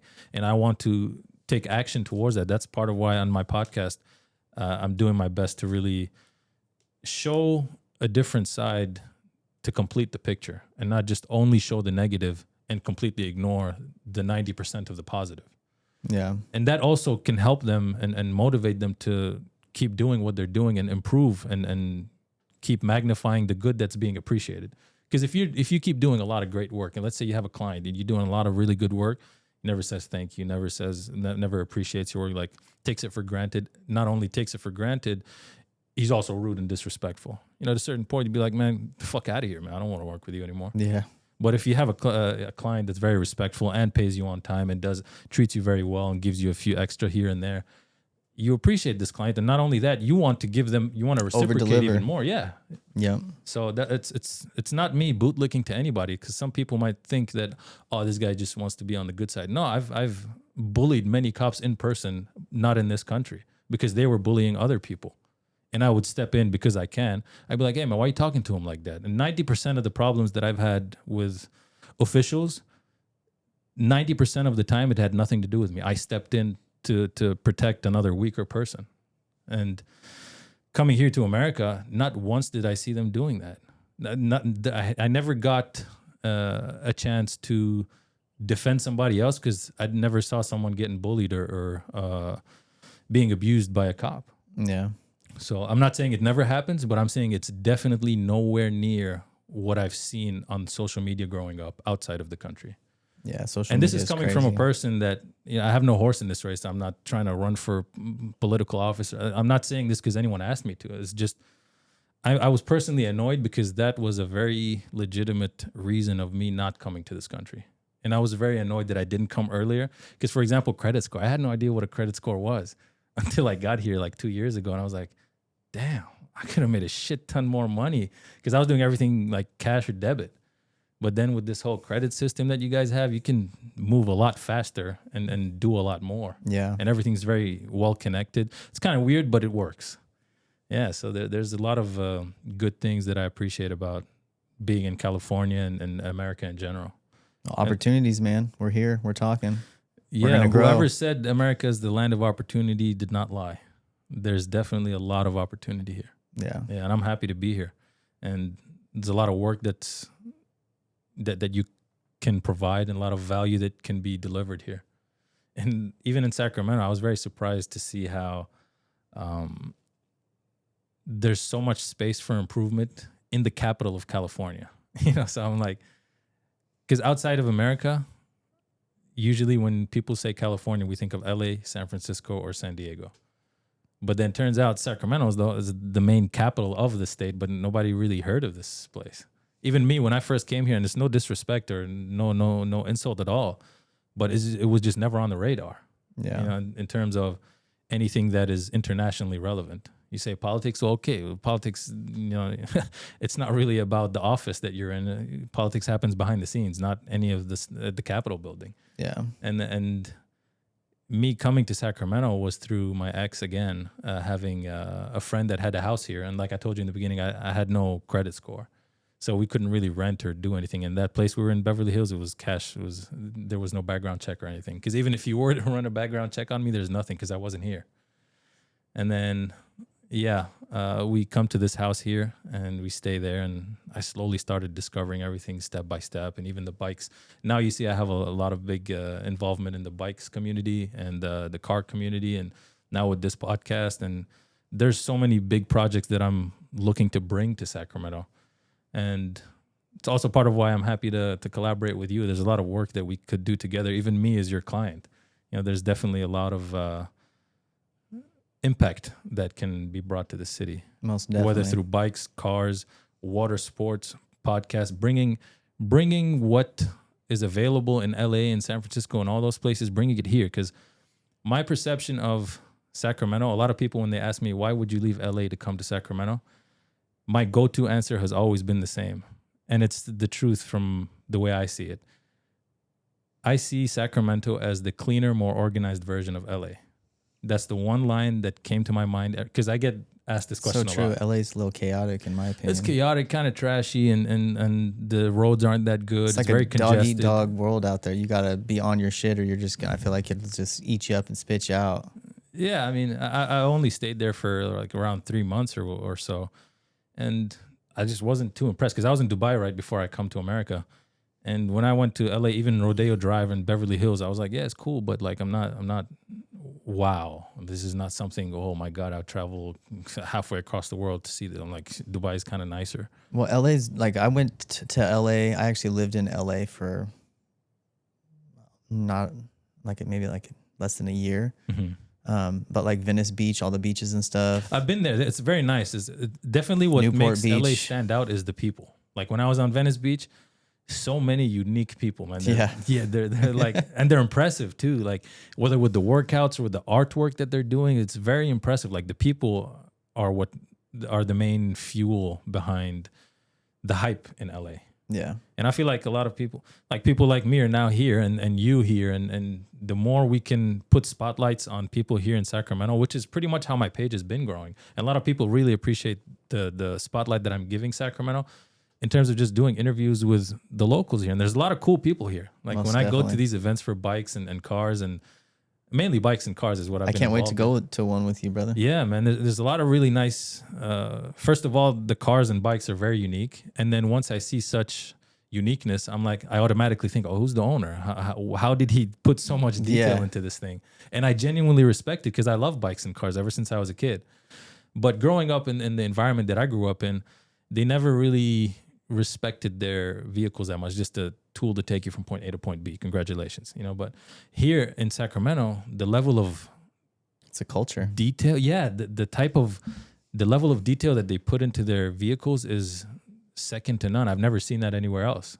And I've traveled all over the world. I've never seen this much love for your vehicle. And like, especially like, for example, with the lowriders and all the details in the details themselves, like under the car, in the hood, in the engine, like everywhere is taken care of. I've never seen that before. And it just naturally got my curiosity to just pull my phone out. You know how I went viral and then got on Piers Morgan through a guy pulling his phone out. So I just took the same mentality. I was like, okay, instead of putting people on the spot in a negative way or try to confront them, let me pull my phone out and ask you about how cool your car is or how cool your bike is. And it works. That's awesome. A lot of people really appreciate it. And most of all the content that I'm doing is genuine curiosity in the sense that I honestly have no idea what that is. And I want to know. And I want to remember for the future because I travel the world a lot. And when you travel enough, you start to realize, okay, you won't necessarily remember everything. So it's also a way for me to journal, having a digital journal that I can refer back to, which is a big part of why I got into this whole photography and videography world, is for myself first. The archives, baby. Yeah, having a nice archive. Let's say I want to show my kids what I was doing 20 years from now. I have something solid that I can show them. Like, okay, here, look how cool your dad is. Yeah. But if I don't have anything, well, this is just what I said, you know. Well, how can I verify it? So it all started off as journaling for myself, and then I was like, okay, yeah, people can enjoy my journal too. There's a lot of value in it, and having conversations with people like you. I mean, this is a memory for us, regardless of the business aspect of it. It's also a personal memory. Yeah, this is my first like official podcast interview. I'm happy to be here with you, man. Boom. So yeah, I mean, I'm pretty sure it's not going to be your last. No, I want to get better at public speaking and doing this kind of stuff because I have some other friends that want to start a podcast with them too and me on it where we bring in guests. And I'm just like, I'd rather just be behind the camera, but at the same time, like if it's good for your business too. I need to get out there. I need to you can put start my 2 talking cents about in. You can start off just with your equipment. You have a lot of detail in the equipment, so it's part of why I wanted to do this interview with you to talk about your expertise. I mean, you've been doing this for 16 years. So obviously you have a lot more experience than me. So you've gotten a lot of reps in, you've done legitimate work, and you have this whole studio. So a lot of people can learn from you and benefit from the experience that you've had. And like, for example, you can share the mistakes that you've done so that other people can keep in mind. And just like you said, master filmmaker, was that the... Yeah, well, there's wedding filmmaker. Yeah. There's one where he does a lot of like wedding stuff, but the master filmmaker is what I just kept What was seeing. the name of the guy? Because I remember his website. I forgot his name. They all start with an E. There's Eric, there's Evan, there's Ethan. And I think he's Eric. The Eric is the main guy. Yeah. But then I do a lot with Ethan. His logo is the one of him holding the gimbal, right? Is that him? No, you're thinking of the other company. Well, yeah, one of those guys. Yeah, but that's something that you can do since you've already done everything. Like, for example, this setup that I see right here, I've never seen that before. So I've actually gotten, through my podcast ad, people want input on what gear they should buy because they want to have a podcast at their house. Yeah. So I have this one guy who is very well off, and he's like, dude, meet me at my house. I want to show you my garage. Like, I have this idea for a podcast. So I get to his garage and I just start like geeking out. I'm like, dude, this is what you can get. This is what you can get. He's like, okay, well, put me together like good. The list. Like, okay, this morning, good, I literally best with these different things. And then I was telling him like, dude, you'd be good with either the ZV-E10s, whatever these are, or the A7S, A7 4s that I have. And then he saw one of these in my bag and he's like, well, what was that? And I'm like, dude, this is like $4,300 just for the body without the lens. He's like, well, put that in there too. And so I priced out mics, you stands. can make packages like this is the more affordable option. This is the more high end option. And then once he buys everything, I'm gonna teach him how to set it up and how to. Do you offer this as a professional service? I think I'm going to because I've had three people reach out. This morning I was telling a friend, I was like, he saw I posted a quick story and saying, he saw my hair, it was like nice hair. I was like, yeah, thank you. I got a podcast coming up. I want to do one with you. He was like, yeah, I'd be happy to come on. And I also want you to help me teach me how to do the setup. I want to see what your setup is so that I can do one for myself. So that's why now you just said that. So this is obviously a service that's in demand. So you could offer that as a professional service. Yeah, instead of going to a studio, you could just have a setup in your house. I could tell you what to buy. You buy it. I'll come set it up for you, teach you the ropes on how to run it, how to back stuff up, the proper camera settings, how to test the audio, like how to do the lighting. And streamline the process for them. Streamline the process. And then I have some other people that are like, okay, well, if I film it, like, can you edit it for me? That's just the first part. So then, yeah, they're going to be sending me the footage to edit. Yeah. So there's that. And then I have other people that are interested in actually coming here because they don't want to spend $10,000 on stuff. So they'd rather just come somewhere. It's already plug and play. You walk in, film, you leave. So it's a lot less headache this way. A lot less hands-on. So there's people that want the hands-on. And you're the professional, so you obviously are aware of all the nuances and details that need to be taken care of. So that's why, having people like you is something very valuable. Dude, I remember back in the music festival days when I was taking pictures, there was this one guy, I used to love his videos. He was super dope at filming, editing, that whole thing. I got a chance to meet him in person, and he was a fucking dick. How so? Like, I think I asked him what kind of hammer he had, or like what lens he said hammer? What kind of camera he had. Oh, camera. I asked him, and then I asked him like a technical question, like how you got these certain shots, or like what you did. So advice, basically. And he basically was just like, that's also go something away, I noticed in the industry. So like I'm an open book. Yeah, I'm an open book, dude. You want to know how I did something? I will teach you. I will show you. Like, I love teaching, so that's something I want to do here is start classes. I have like 5 buddies that don't know how to use their gimbal properly.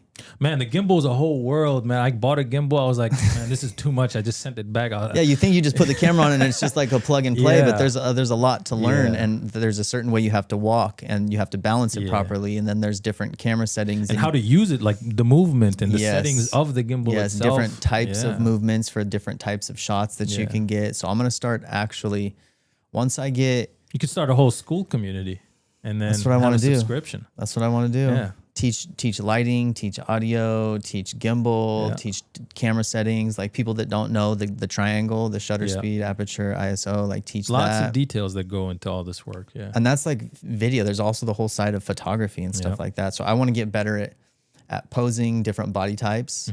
Because like if you only work with thin model type body types, and then you're doing headshots for somebody that's on the bigger side, there's certain poses that you don't want to ask them to do, because then instantly if they try to do it and they're like, oh, I can't do that, it just throws the whole shoot off, dude. And also how to navigate the shoot and communicate with the client and make them feel comfortable as well, because a big part of the shoot is the shooter.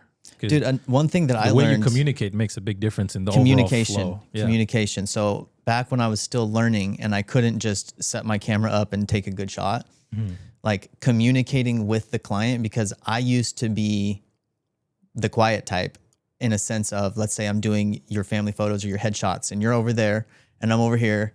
I take a photo and I'm adjusting my settings. I take another test shot, take another test shot. I'm not saying anything to you, and you're just kind of just standing there, just kind of watching me do my thing. Either awkward or nervous. So now I, all right, I'm going to take one more. Okay, this is good. I'm just going to adjust the lighting. Like I'm very vocal. That's good. I'm very like walking them through what I'm doing, just so they know like, well, what the fuck is he doing over there? Why is it taking so long?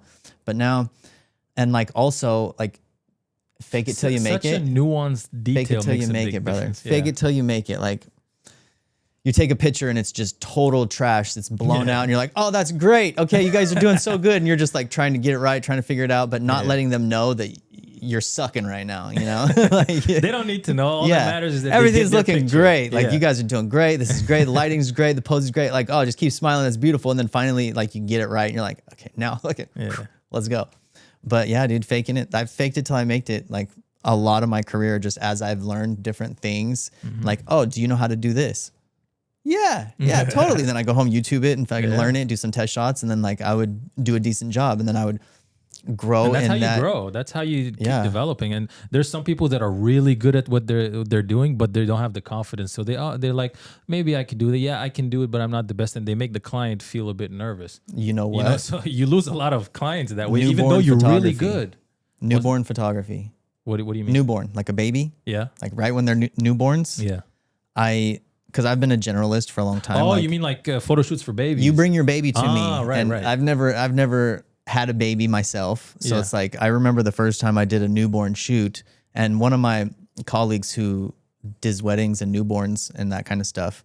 Like she kind of taught me the ropes and stuff, but my first actual client by myself. And then like, okay, now I have to swaddle the baby, which is like wrap it up in that little blanket thing and make sure it's all super tucked in and stuff. You got the mama bear just like over your shoulder, just like she just had this baby. And now I'm like, yeah, I know what I'm doing. Like I've done this plenty of times, like, you know, like doing that and stuff. And then I found that like, I hate newborn photography. I do not do newborn photography. It has to be like 85 degrees in the room.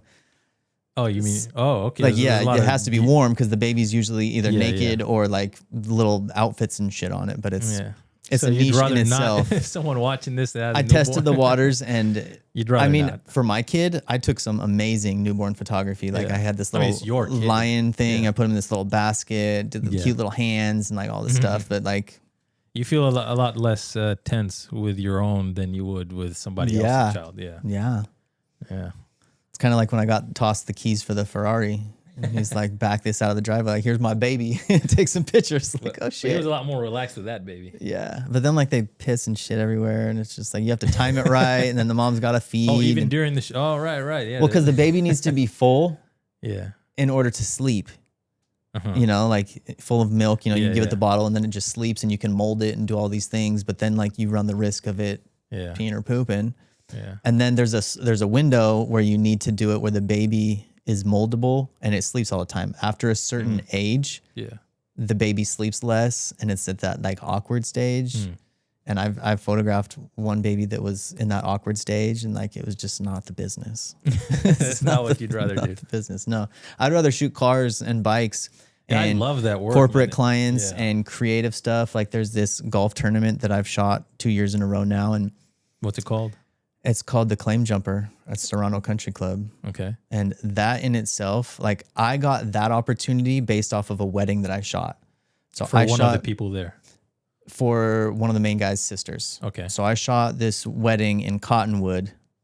Huge wedding. Like I had, I think 4 videographers with me at this wedding. They wanted the full documentary. They wanted the whole shebang. It was like a 14-hour day. Her 14-hour day. 14-hour for the day. whole wedding. Yeah, like starting in the morning and then shooting all the way until the party was over. But like I've never shot a wedding. That's why there's a lot of details I'm unaware of. They came in on horseback, riding along this levee, and just everything was super beautiful. I did a great job.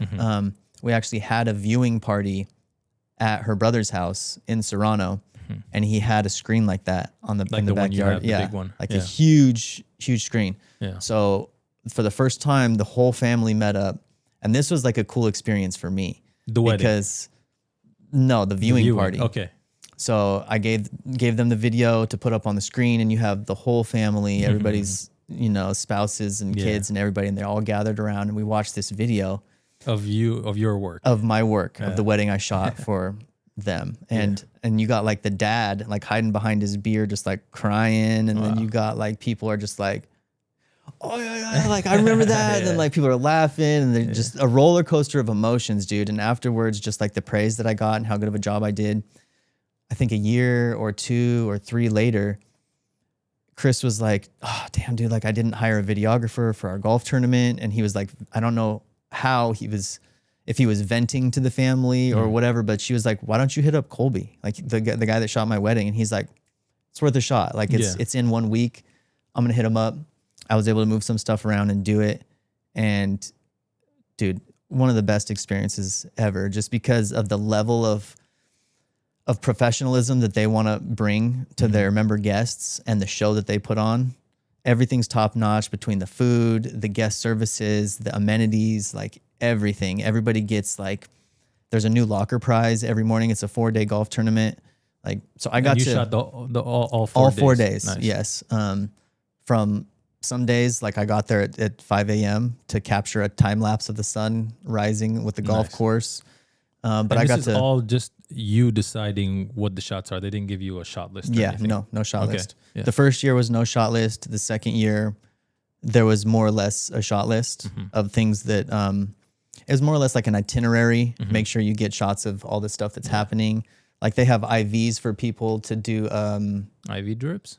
Yeah, for like if they drank too much the day before, you know, you take the IV and There's Cleanse your system. you can get haircuts, you can get facials, massages, you can do a cold plunge. They have So do they breakfast, also lunch, sleep dinner. at the country club or No, okay? no. So they just go for the games and then they go back. And Yeah, then back and forth. You play the rounds. It's a big competition. There's a lot of money involved. There's sponsors. I think one of the guys that attended it or won is one of the guys in the car community, Steve, the owner of Beach Hut Deli. Yep. Yeah, I think He actually won this last year. nice. Or this year. Or no, last year, 25. Yeah. He won. Yeah, he's one of the guys that always comes to the car events, part of 916 Exotics. There we go. Yeah. So when I saw your video, I was like, hey, I know this guy. Yep. I remember that. Yeah. But like every year, so I've done it for 2 years in a row, and going from year 1 to year 2, we've elevated it. And then, so like in terms of production, you mean quality? in terms of production, but they also elevate in terms of what they bring to the table for their members, for the guests, the food, the entertainment, like the people that are performing, the stuff that they get. Like it's performing. What do you mean? Like the players or I forget the like, band, entertainment? but there's a band that performed on one of the nights, and they're a famous band. I think either out of LA or Vegas or somewhere, but they're fucking hella good, dude. Yeah. And then And you were documenting everything for them. everything. Photos, video, everything. Everything. Nice. Did you share that work? Maybe we can put the link to it in the description of this video. Yeah, I'm actually waiting for them to approve all the final edits. Okay. But he sent me a nice email saying it's not just him that's going to be putting the 2 cents in. He's sending it out to a whole bunch of different people so that we can collectively get any revisions needed. But he said that the documentary this year was way better than last year. I even put some GoPros on people that were jumping out of the airplanes and parachuting in with this big American flag, and like just the type of shots that we got. I have this product spinner where you put stuff and it spins around. So I got. And this is all stuff that you decided to bring. They didn't tell you to do this. No, yeah. Yeah. This is what makes people like you stand out, and you can really tell that this guy, first of all, is a professional, and second of all, he really cares about his craft. That's one thing that I do really care. Like I want to, and I can tell without you saying that, just from the details that you take, that you invest in, and the lead that you take without being told what to do, or hey, there's this guy going to be jumping out, we want a camera on him. No, you thought of it yourself. You're like, okay, here's a GoPro, boom, boom, boom. I've gotten hired. I can acknowledge that in you. Yeah, thank you. I've gotten hired just because of how excited I got about a project. They're like, this is what we want. And then I'm just like, start rattling off all my ideas and like all this stuff. And they're like, dude, that all sounds great. Like you're hired. Like I interviewed 2 other people and they were just kind of like, but dude, I'm passionate about what I do. I love what I do. I love the feeling I get when giving the client something that they're super happy about. And just like, that's like payment in itself. Exactly. Yeah. That's why a lot of the content, almost 99% of the content that I have on my social media, I do it all for free because I'm genuine. Like even for the cars and bike stuff, I did get hired to shoot a couple episodes, but the majority of the rest of the work, I'm genuinely enjoying this. Yeah. Like the nice cars and interviewing people. It's also a great way to meet people. Yeah. Regardless of the money, man. I'm happy that we got to connect, and in the future, maybe we can work on something together. Yeah. It's not always about financial transactions. There's a lot more different ways of exchanging value, because what is money? It's basically an exchange of value. Yeah. But you can get a lot more than just a few dollars if you really are present and you provide value, and then they're going to naturally feel like, okay, we want to reciprocate. Yep. If they want to. Sometimes people just take, and they don't give back. Or one of my biggest pet peeves is when people think they're entitled to my content. Like, because I get so many messages, people are like, hey, where's my content? In the beginning, I just respond like neutrally, but then if they start pressing, in my mind, I start to reach a point, I'm like, okay, if this guy keeps pressing me a bit more, I'm like, did you pay? All right, no, then you can wait until I'm done. You know, but I've had a couple of those run-ins before. Yeah, that's why like I reached a point, people now, I share when I share. If it's free, you know, I'm doing this for fun. I've also learned a lesson. If you pay me to shoot content and I get content of this other person and they're like, hey, here's my business card, can you give me the content? Don't give them the content. You can give them the content.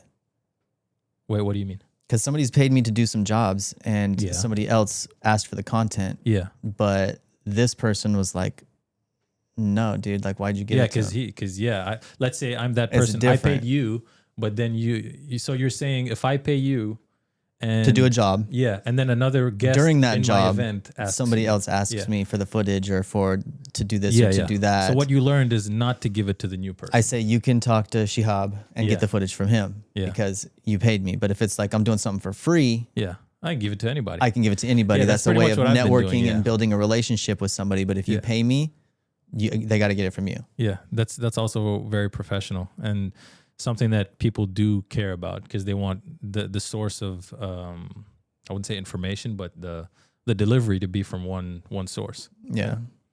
But that's also part of why I like doing free work because nobody really tells me, or I don't feel like I'm burdened by a certain limit. If I just pull up with a nice camera and start doing whatever I want, okay, now I can connect with everybody. Yeah, that's true.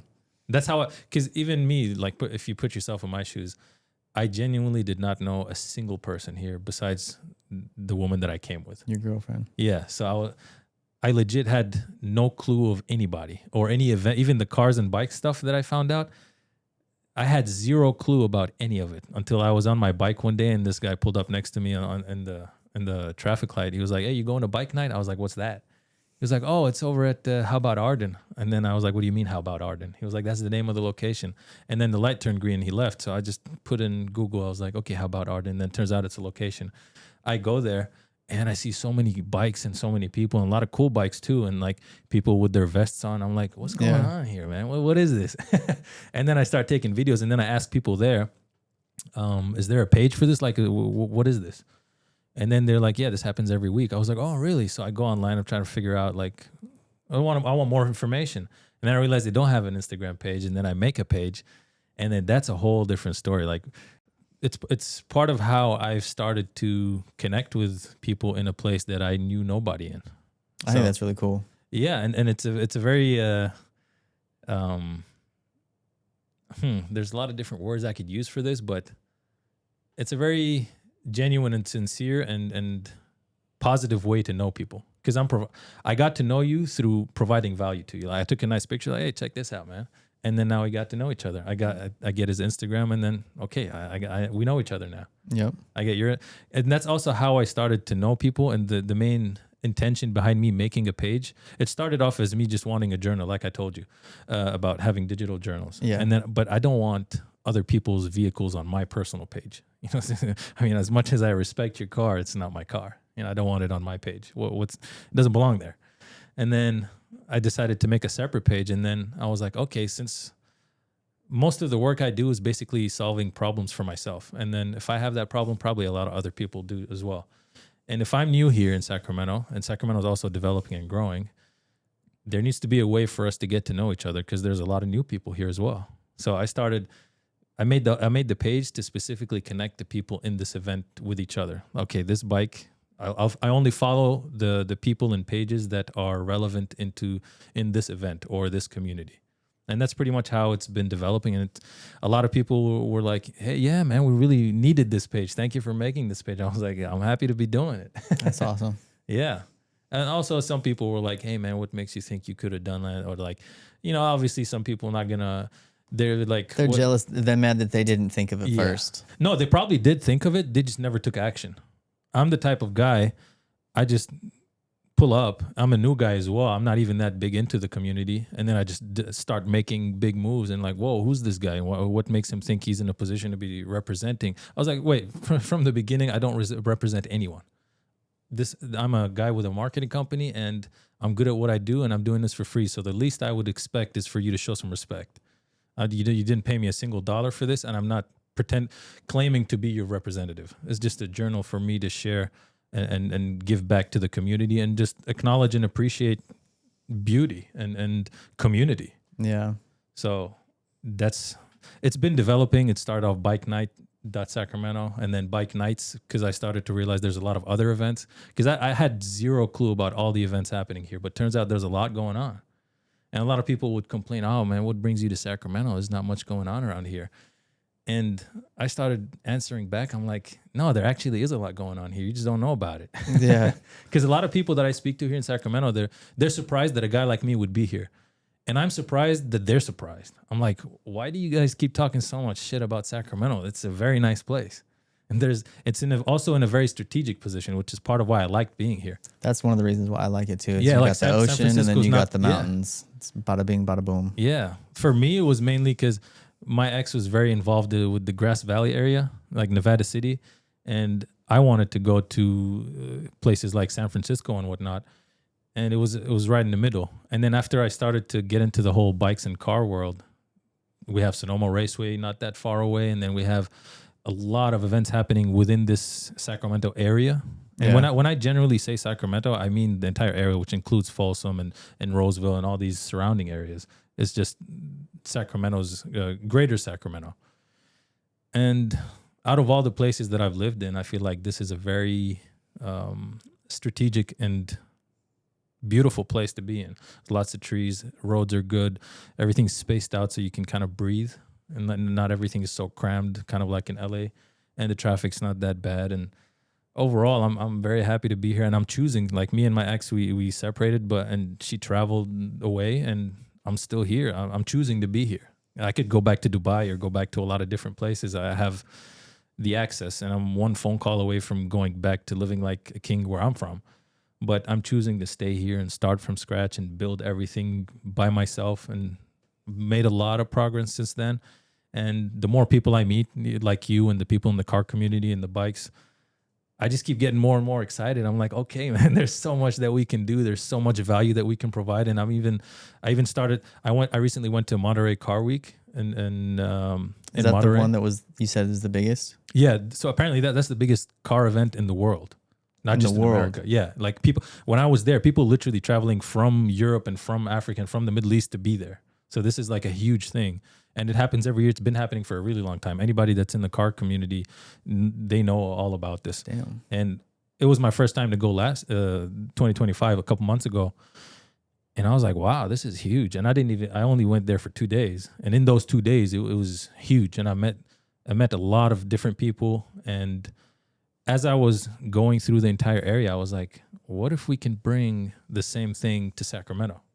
Because we have the infrastructure. Because also some of the people in Monterey, the locals that live there, apparently they don't like the fact that Monterey Car Week is growing and there's a lot of people flooding the city for that 1 week. I can only imagine, because Monterey is not that big. Yeah, it's very beautiful, but it gets extremely crowded in that 1 week because there's a lot of people that are there. Whether participants with their exotic cars or people like me that are going to document this art. I feel like if you're a business there, you might like it just because of the influx of people. But if you're like a resident, you're like, what the fuck? I'm just trying to get home, and now there's hella traffic. Like I'm trying to go to the beach. Now there's hella people. And the locals there, apparently they've been complaining, and they don't like that. And the first thing that comes to my mind, I mean, Sacramento's big. It's the capital of California. We already have a lot of exotic cars here, a lot of very unique and custom builds here. And since I've been more involved in the car and bike community, I feel like we have not just a car week, we have a car year. There's events happening every single weekend, every single month. And for example, like Euro Sunday and all Cars and Coffee and all these events that are happening, even Bike Night. And it just naturally comes to me. I'm like, the people are here. The cars are here. The bikes are here. Why isn't the capital of this state, one of the richest states in the world? I mean, Sacramento is the capital of California. We have Cal Expo right there too. Dude. Yeah. So huge. The capital of California the people in the capital need to start acting like they are in the capital. Because all the hype is down in LA and San Francisco or San Diego. Those are the most well-known places. Why is Sacramento not that well-known? Yeah. Hollywood is down in LA. Well, shit, I mean, we can make our own Hollywood here. That's basically what I've been doing. That's why I'm very happy to collaborate with you, because we got the equipment, we got the creativity, and the people are everywhere. They just haven't got the chance to be in front of the camera. We didn't put a spotlight on them. And me leading by example, I just pulled out my phone. It's an iPhone. We can shoot in high quality. I just started doing interviews with people, and people are loving it. So why do we have to fake a scenario or put millions of dollars into a budget with a screenplay that's extremely cringe and you've milked the shit out of that storyline? Why don't we just make movies in real life? Just document real people doing their own real builds or stories or businesses. And that's what I've been developing step by step. And I'm potentially gonna make a Sacramento Car Week. Obviously not by myself. This is a community project, but I'm planting the seed, and I want there to be a Sacramento Car Week and even Bike Week. I already made the page. I made the logo. All these events that are happening in Sacramento, if we just organize everything into 1 week, you already did it. Like Euro Sunday, and then Super Sunday with 916 Exotics, Cars and Coffee, and then you got Bike Night. You can make a whole Bike Week as well. There's Arizona Bike Week, and there's a lot of other big events that happen for bikers. Why don't we do it here all in 1 week? And like Lowrider Holidays, there's a whole street that they named after lowriders, Lowrider Lane. So there's obviously huge involvement in these communities and huge presence.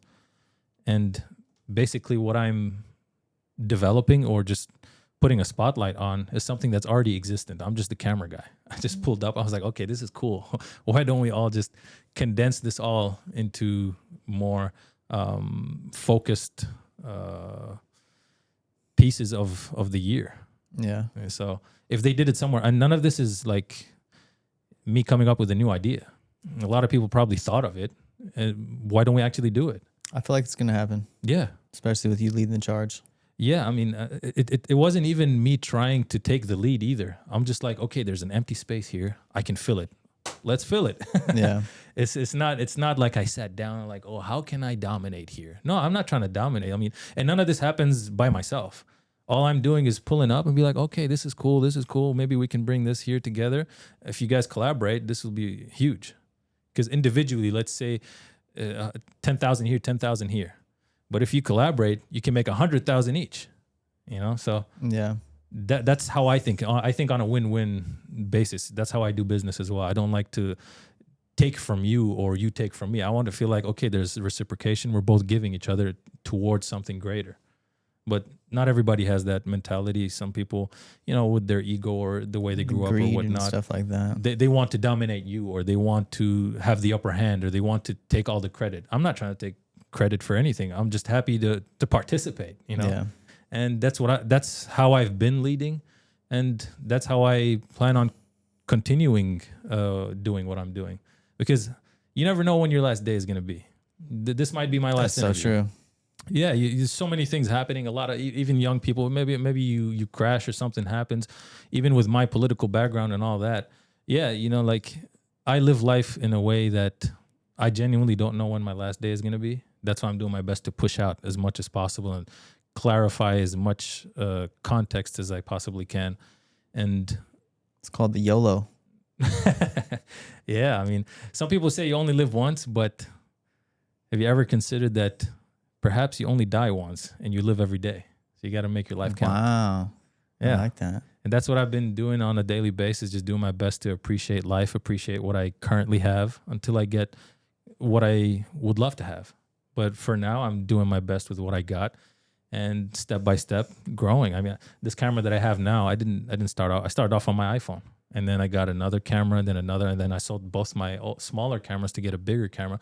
And then, you know, step by step, just like you. I mean, look at all the equipment that you have. I've never sold a piece of equipment. Yeah. So like when I start my courses and stuff, like Yeah. I have cameras for everybody. Man, you're ready to go. You just got to set yourself up and shoot the course, man. Yeah, I got a piece so bad though. Yeah. I gotta. All right. Well, hey, man, it was a pleasure having this conversation with you. And It was a pleasure. Yeah, I'm very excited to the projects that we can work on together. Most definitely. Yeah. All right. There we go. All right, brother. Well, thank you for the interview. Like I said, you're my first official interviewing me. So how do you feel it went? Do you feel like it went smoothly, or? I feel like it went pretty smooth, but you asked me certain questions and I kind of would go off on tangents and then never really circled back to answer your questions fully. Yeah, that's okay. But it happens, you know. Yeah, you live and you maybe these plant seeds for us to have chapter 2. Yeah, and then we keep developing on them.